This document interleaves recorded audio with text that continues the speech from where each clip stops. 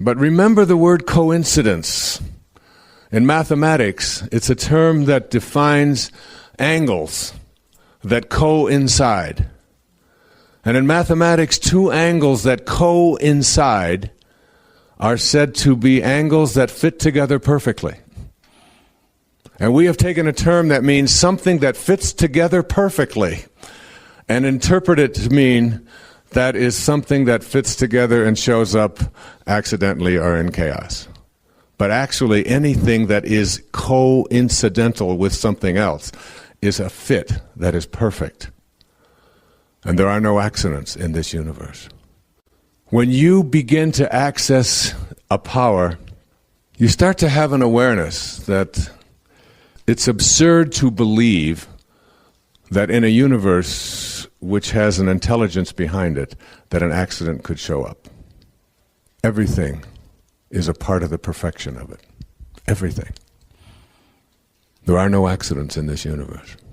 You came in when you were supposed to, you'll leave when you're supposed to. The children that came through you or didn't come through you are all part of that perfection. Questioning it, challenging it, all it does is keep you from accessing the ability to manifest and attract into your life what you really would like to have when you begin to question it. And when you ask, now the question always comes up when I talk about these kinds of things is, well, if there is a force, and this force is a part of the perfection and there are no accidents, at what point do I have a free will? And am I making any of these decisions? And Jung answered that question brilliantly. He said, at the same moment that you are a protagonist in your own life and you're making choices, you are also the spear carrier or the extra in a much larger drama. You are doomed to make choices. And that paradox is something you have to live with. Yes, you are making choices.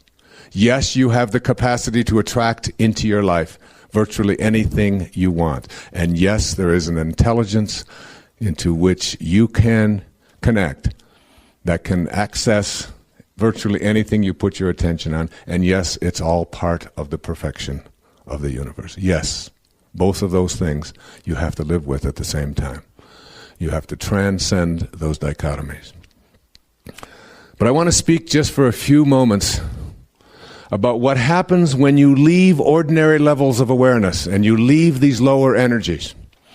When you leave the energy of the solid, where all of your problems occur, when you leave that and move into this energy of spirit, wherein you only have love to give away, as I spoke about earlier, where your response to sadness is always a higher energy of joy, where your response to doubt is always a higher energy of faith, where your response to hatred is always the higher energy of love.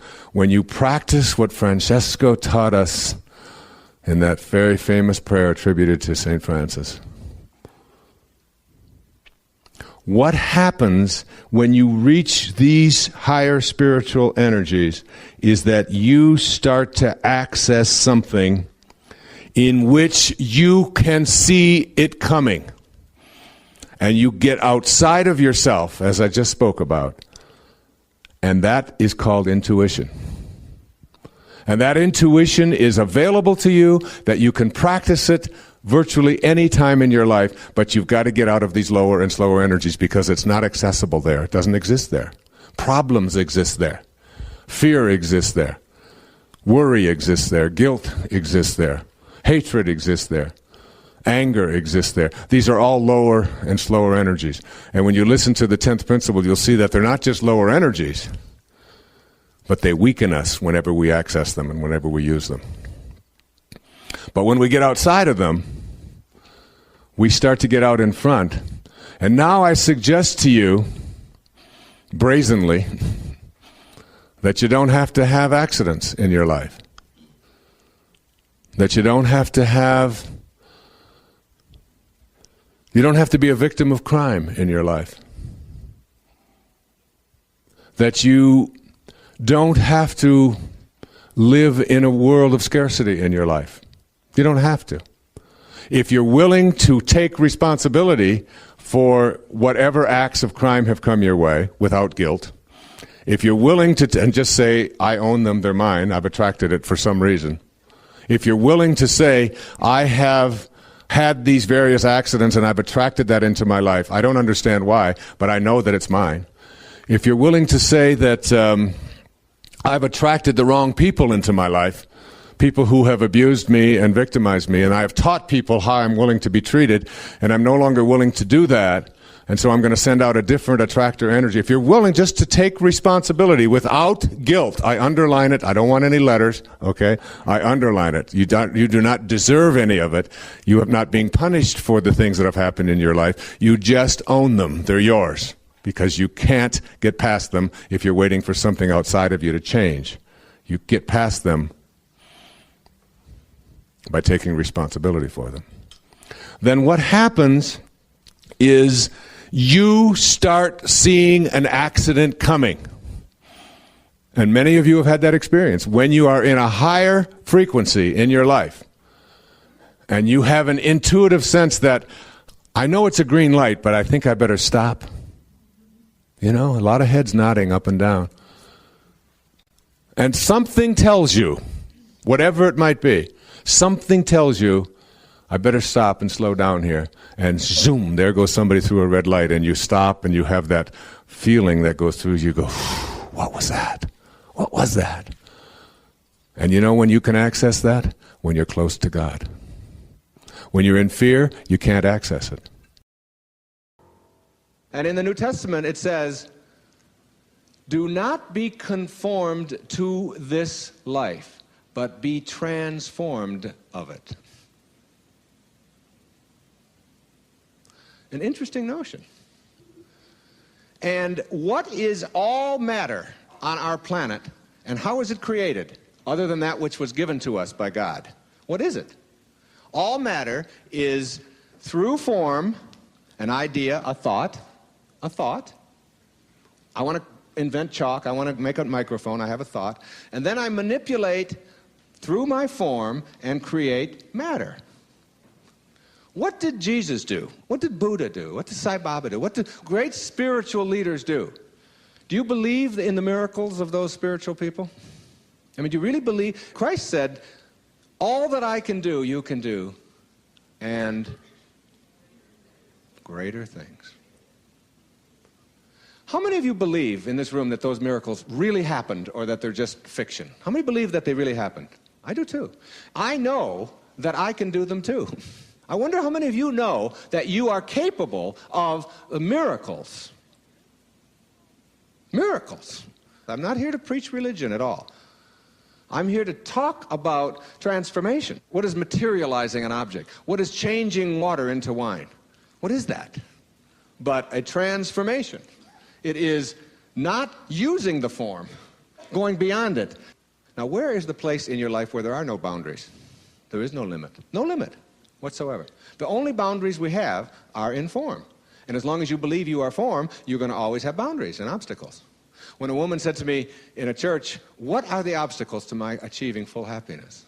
I said, the belief that you have to have obstacles. That's all.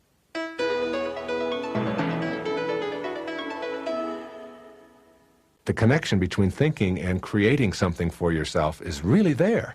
It isn't just some mystical kind of hocus-pocus thing that's out there, but that you can use this vibrational pattern that we call thought, which is so instantaneous. You can literally make anything happen that you want to by the power of your ability to think. You're tuning into some kind of vibrational pattern that is there for everything, and none of us can escape that. The ultimate in that is miracles, is being able to produce miracles.